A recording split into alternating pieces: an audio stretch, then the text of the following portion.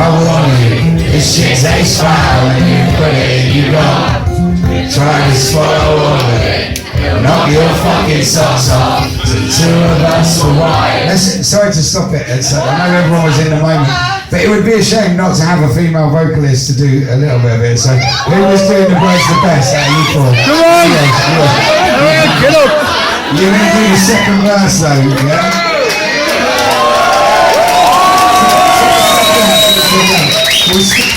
Any ravers in the house? So you remember what a rewind was? Remember what a rewind was? Yeah. A rewind, I say rewind and you'll go. So rewind, and then don't you fucking open your mouth till the second verse.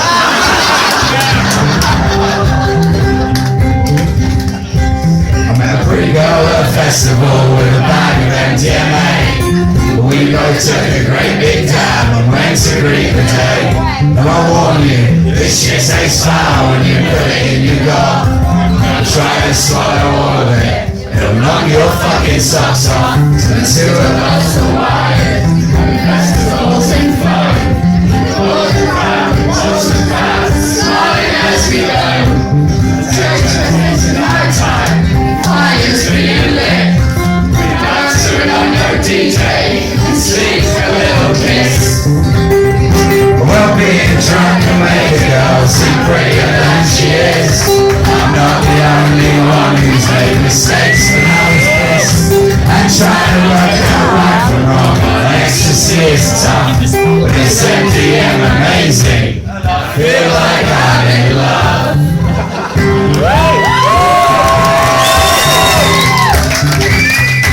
And with the night comes brand new friends everywhere we go. And we're sitting round campfires with people we don't know. Every time we move along, we have another down. I'm burning my face off, I'm feeling bad. We're cuddling, we're kissing, we're talking like a team. Dancing so intensely, like the love and dreams. It opens up the day, we just open up the wrap for more MDMA. Make a girl seem greater than she is. I'm not the only one who's made mistakes when I was pissed. And trying to work out right from wrong when ecstasy is tough. It's M.D.M.Amazing, and I feel like I'm in love.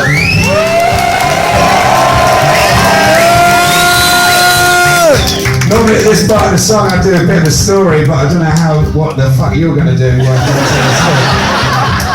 So have you got a story you want to tell? You might have to put the mic back in the thing and get the hell off the stage.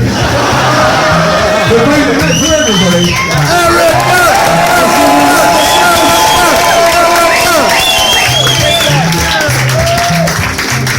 I'm amazed that people still wear Guns N' Roses t-shirts. That makes me feel young again.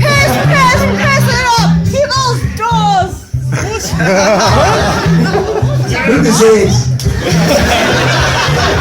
I do normally tell stories at this point about this song.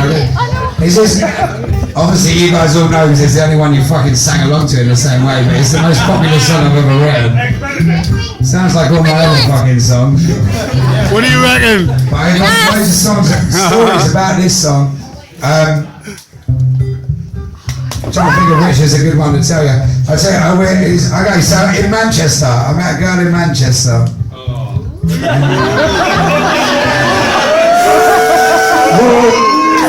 What, you fucking hate Manchester? I met a girl in Sunderland. You can't fucking hate everyone, Newcastle, for fuck's sake.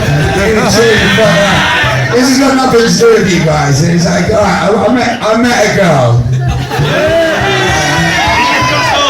And the thing is that she already, like, I already had a girl. I wasn't, this is not about me telling you about how I fucked some girl.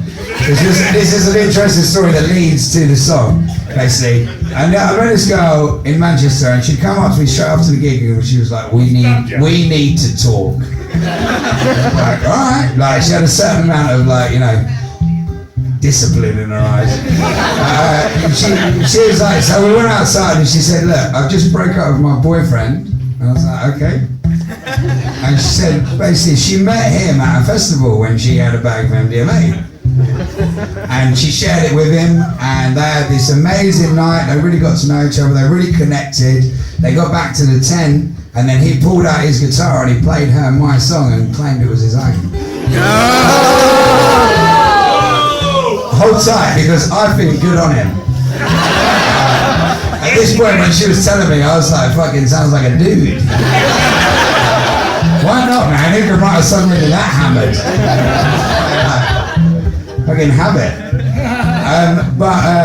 So he did that, and then they started going out, and it was like fucking serious, and he never told her that it wasn't his song. And then a couple of months passed, literal months passed, and then he took another one of my songs, and he changed the words so that it wasn't about my girlfriend, it was about her, and he sung it to her.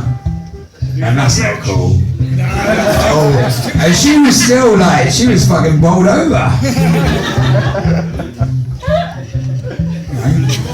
I want to say rightly so, but I don't like it. But she was very fucking happy with these songs that this guy had written for her. And then she sung one of them to her friend who said, you should Google Beans on Toast. He might not have written either of the songs actually. And she found out the truth, and she broke up with him, and she also found out that I was playing in Manchester where she lived that night, and she came straight to the gig, and she missed the gig, and she found me afterwards and said, I need to talk to you. I was like, well, it's a fucking brilliant story. I was like, let's ring him up. And he never called me back, but I left a fucking brilliant answer machine. And then I woke beneath a tree in the pissing down rain. The pretty girl disappeared with her MDMA. And the festival was over, cause everything was closed. There's just abandoned tents here now, and people going home. But I miss my lift to London. My money's all been spent. I've even lost my mobile phone. I think I'm fucked. And then from out of nowhere, bounding across the field, smiling like a summer's day, comes my pretty girl. She brought a cup of tea for me. She kisses me on the lips, and then she whispers in my ear, she's bought some liquid acid.